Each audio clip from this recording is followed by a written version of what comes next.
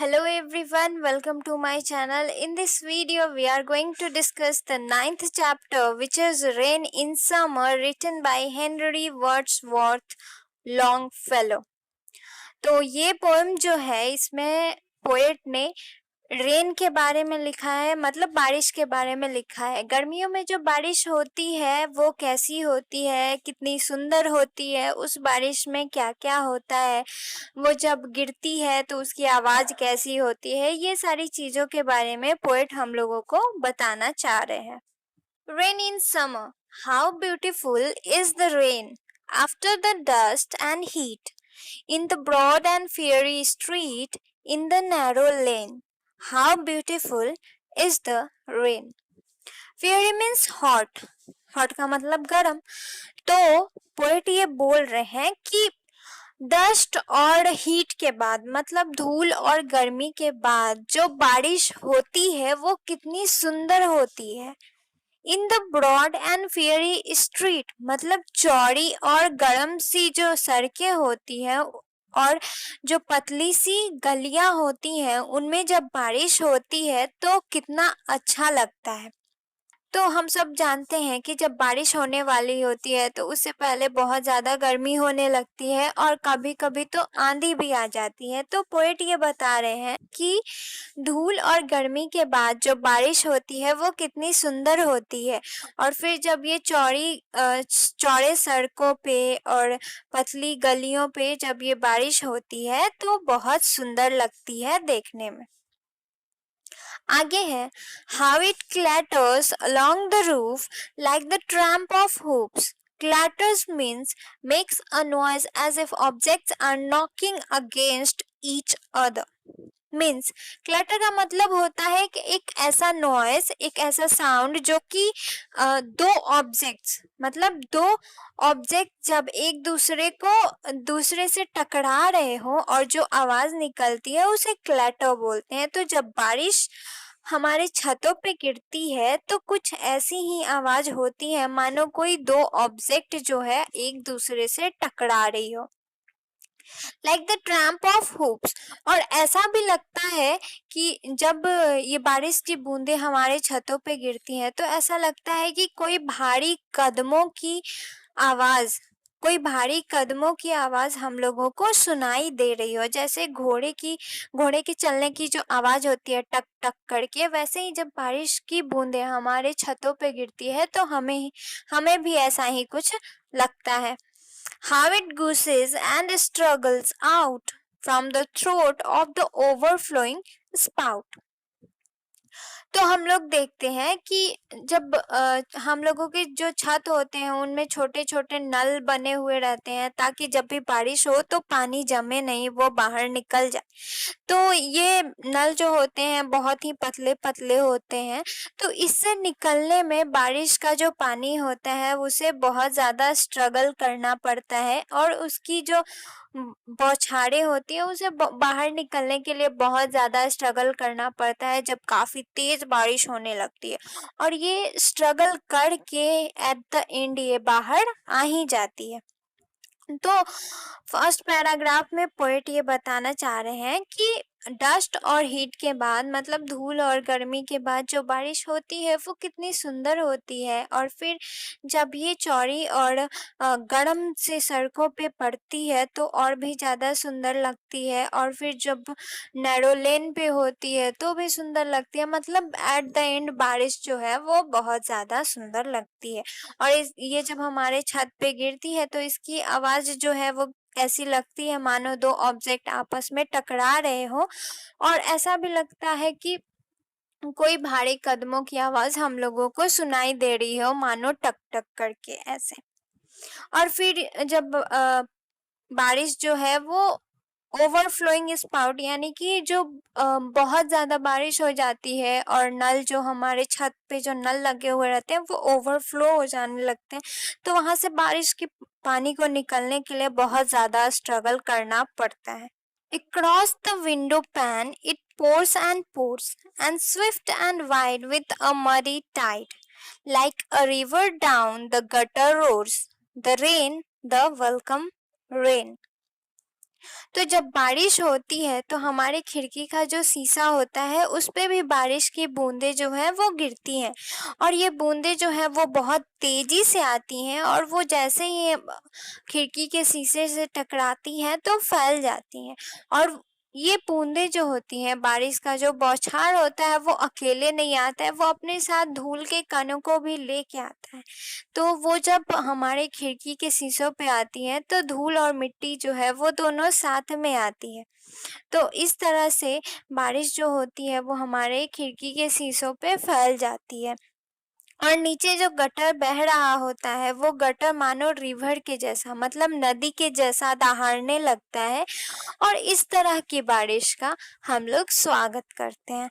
तो इसमें पोएट यही बोलना चाहते हैं कि बारिश जब होती है ये हमारे विंडो पैन मतलब खिड़की का जो शीशा होता है उस पे भी गिरती है, और गिरने के साथ ही फैल जाती है। और ये फैलती है तो सिर्फ अकेले नहीं, मतलब बारिश की बूंदें ही नहीं होती है, इसके साथ होता है थोड़ा सा धूल, और ये हमारे खिड़की के शीशों पे फैल जाती है। और नीचे जो गटर बह रहा होता है, मतलब जो नाला बह रहा होता है, वो एक नदी के जैसा दहाड़ने लगता है, और इस तरह की बारिश का हम लोग स्वागत करते हैं। The sick man from his chamber looks at the twisted brooks. He can feel the cool breathe of each little pool. His fevered brain grows calm again, and he breathes a blessing on the rain. Fevered brain means feeling of being sick, and fever is due to heat. मतलब गर्मी के कारण बुखार, मतलब गर्मी के कारण जो है वो तबीयत खराब जैसा महसूस करना, अच्छा फील नहीं करना। तो एक बीमार आदमी जो कि अपने चैम्बर में है, मतलब अपने कक्ष में है, वो अपने घर में होंगे, तो एक बीमार आदमी अपने घर से ही बाहर जो ट्विस्टेड मुड़ी हुए नाला है, बहुत सारे नालियां हैं, उनको देख रहे हैं अपने चैम्बर से। और उन्हें ये सारी चीजें देख के बहुत ही ठंडा महसूस हो रहा है, और वो ठंडी सांसें ले रहे हैं। और उनका जो फीवर्ड ब्रेन है, जो कि मतलब अ, गर्मी के कारण जो है बीमार जैसा फील करना, वो भी अब धीरे धीरे शांत हो रहा है। और फिर जब वो बहुत ही अच्छा महसूस करते हैं तो वो इस बारिश को ब्लेसिंग्स दे रहे हैं, मतलब आशीर्वाद दे रहे हैं। तो इसमें क्या होता है, एक बीमार आदमी अपने चैम्बर से बाहर देख रहा होता है, मुड़े हुए जो नाला होते हैं उनको देख रहा होता है, और ये सारी चीजें देख के उन्हें बहुत ज्यादा ही ठंडा महसूस होता है, और वो ठंडी ठंडी सांसें लेने लगते हैं, मतलब उन्हें अच्छा फील होता है। और इन सब से इनका जो फीवर्ड ब्रेन होता है, मतलब गर्मी के कारण जो ये बीमार जैसा फील कर रहे होते हैं, वो धीरे धीरे काम हो जाता है, शांत हो जाता है। और फिर जब उन्हें बहुत अच्छा फील होने लगता है तो वो इस बारिश को ब्लेसिंग्स यानी कि आशीर्वाद देने लगते हैं। From the neighboring school come the boys with more than their wanted noise and commotion, and down the wet streets sail their mimic fleets, till the treacherous pool engulfs them in its whirling and turbulent ocean. अब जो पास का school है वहां से बच्चे जो है वो लड़के आते हैं, मतलब पास में कोई स्कूल होगा तो वहां से बच्चे आते हैं, और बच्चे जब आते हैं तो उनका एक नॉइज जो है वो तो ऑटोमेटिक होता है, वो अपने आप ही आ जाता है। तो अपने यूजुअल नॉइज के साथ बच्चे आते हैं। वो जब आते हैं तब तो हल्ला होता ही है, लेकिन ये बारिश जो होती है उसको देख के उनका जो नॉइज होता है वो यूजुअल नॉइज से थोड़ा ज़्यादा हो जाता है, और वो बहुत ही ज़्यादा हल्ला गुल्ला करते हुए आते हैं। कहाँ पे? उन वेट स्ट्रीट्स पे, गीले जो सड़कें हैं उन पे आते हैं। और तो बच्चे अपने नाव को उस पूल में तब तक घुमाते हैं जब तक कि वो खतरनाक पूल जो है वो उनके नाव को घेर कर उस हिंसक समंदर में ना फेंक दे।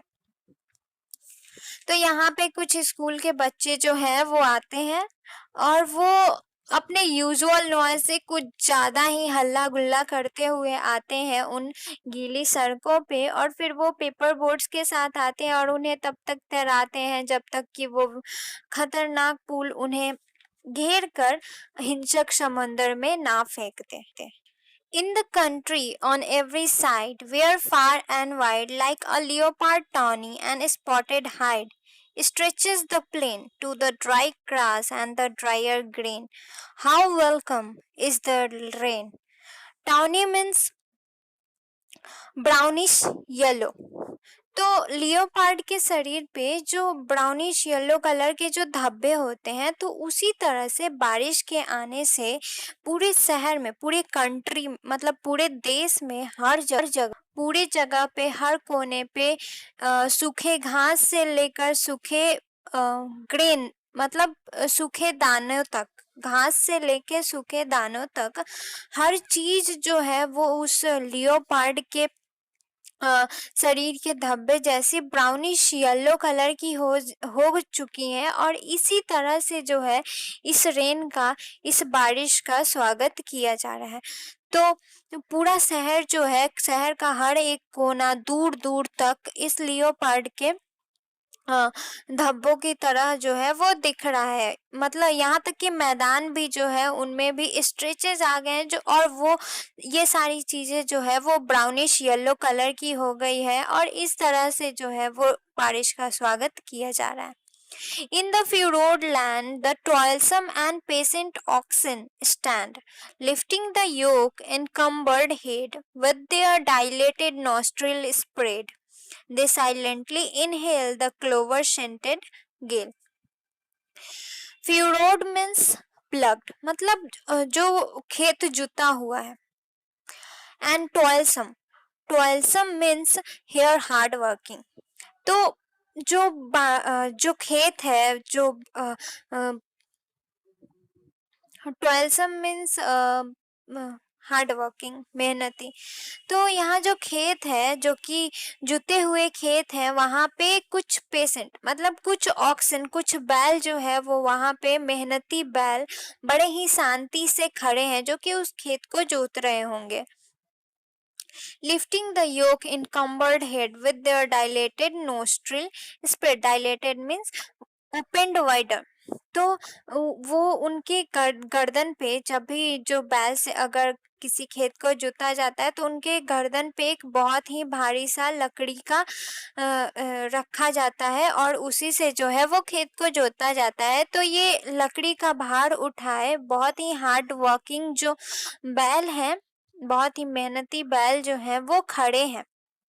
कैसे खड़े हैं? अपने नॉस्ट्रिल को ओपन करके, उनके जो वाइड नॉस्ट्रिल है, उनकी जो वाइड नॉस्ट्रिल है उसे खोल के खड़े हैं और जो भी चीजें जो है उसे स्मेल कर रहे हैं। Lifting the yoke encumbered head with their dilated nostril spread, they silently inhale the clover scented gale. तो वो लकड़ी का वो भार लिए हुए खड़े हैं और अपने उनके जो नॉस्ट्रिल है उससे बहुत ही जो कि बहुत ही वाइड करके खोले हुए हैं और स्मेल कर रहे हैं। किस चीज को स्मेल कर रहे हैं? उन घासों को जो कि उनके लिए चारे, एक फूड के जैसे छोटे छोटे जो पेड़ होते हैं वो कैटल के मतलब मवेशियों के फूड के लिए उगते हैं। तो वो उन चीजों को स्मेल कर रहे हैं। और क्या स्मेल कर रहे हैं? उस बहुत ही तेज बहती हवाओं को इनहेल कर रहे हैं अपने अंदर, मतलब फील कर रहे हैं ये सारी चीजों को। And the vapors that arise from the well-watered and smoking soil, from this rest in the furrow after toil, their large and lustrous eyes seem to thank the Lord. तो ये जो बैल खड़े हैं उस भाड़ को लिए हुए, वो क्या इनहेल कर रहे हैं? वो उन घास जो छोटे छोटे मवेशियों के चारे के लिए उग रहे हैं, वो ये सारी चीजों को इनहेल कर रहे हैं। और फिर जो कुएं के पानी और जब भी बारिश होती है, तो जब वो बारिश की जो बूंदें होती हैं जब मिट्टी पे गिरती हैं तो एक बहुत ही अच्छा सा स्मेल आता है। तो ये इन सारी चीज़ों को भी, ये जो भापड़ यहाँ पे उत्पन्न होता है, वो बैल जो खड़े हैं वो इन सारी चीज़ों को स्मेल कर रहे हैं और उन्हें बहुत ही अच्छा फील हो रहा है।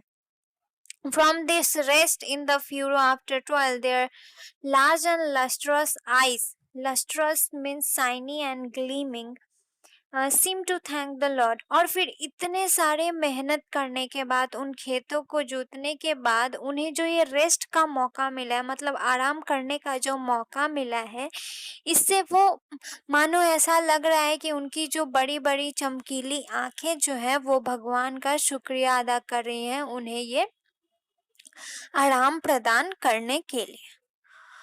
तो यहाँ पे क्या था कि पूरे कंट्री में हर जगह जो है वो लियोपार्ड के शरीर पे जो धब्बे होते हैं वैसा दिखाई देता है। और फिर जो जुते हुए खेत होते हैं वहाँ पे बैल जो है वो बहुत ही पेशेंट से खड़े होते हैं, अपने कंधों पे एक भार लिए हुए, अपने गर्दन पे एक भार लिए हुए, और अपने वाइड नोस्ट्रिल से वो बहुत सारी चीज़ों को बड़ी ही शांति से इनहेल कर रहे होते हैं, वो मिट्टी की सुगंध को स्मेल कर रहे होते हैं। और इन सारी चीज़ों के बीच उन्हें जो ये आराम करने का मौका मिला है, ये उनके उसके लिए मानो वो अपने बड़ी बड़ी चमकीली आंखों से भगवान का शुक्रिया अदा कर रहे होंगे। More than man's spoken word. और ये जो उस वक्त जो अपनी बड़ी बड़ी आंखों से भगवान को थैंक यू बोल रहे हैं, ये किसी आदमी के बोले गए वर्ड से, मतलब किसी इंसान के बोले गए प्रेयर या फिर कुछ वर्ड से बहुत ही ज्यादा बढ़ के है। Near at hand, from under the sheltering trees, the farmer sees his pastures and his fields of grain as they bend their ropes, as they bend their top. Near the hand, from under the sheltering trees, पास ही में पेड़ के नीचे, मतलब पास ही में एक पेड़ है, वहां पे पेड़ के नीचे द फार्मर सीज, फार्मर जो है वो वहां पे खड़ा है और वो देख रहा है his pastures and his fields of grain, उसके जो खेत हैं और उसके खेत में जो भी ग्रेन्स हैं, वो दाने जो वो उगा रहा है, as they bend their tops, और जो फसल उसके खेत में उगी है उसका जो टॉप, ऊपर का जो हिस्सा जहाँ पे ग्रेन उगते हैं, वो हिस्सा जो है वो मुड़ा हुआ है। To the numberless beating drops of the incessant rain, और incessant means continuous। तो ये जो दाने हैं, मतलब उसके खेत में जो वो भी जो भी क्रॉप्स है उसके जो दाने हैं वो उसके टॉप जो है वो बेंट है, मतलब मुड़े हुए हैं। उन क्रॉप्स के टॉप बारिश की जो बूंदे जो कंटिन्यूअस गिर रही है, लगातार गिर रही है, उस कारण से वो मुड़ा हुआ है। He counts it as no sin that he sees there in only his own thrift and gain। और ये सारी चीजें देख के उसे कुछ भी बुरा नहीं लग रहा है, क्योंकि जब बारिश हो रही है तो बारिश फसलों के लिए ज्यादा अच्छी होती है, तो इसमें उसको अपना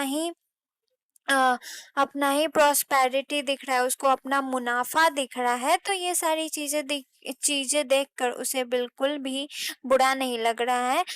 इसके इंस्टीड उसको बहुत ही खुशी हो रही है कि इन सारी चीजों में उसका ही भला है।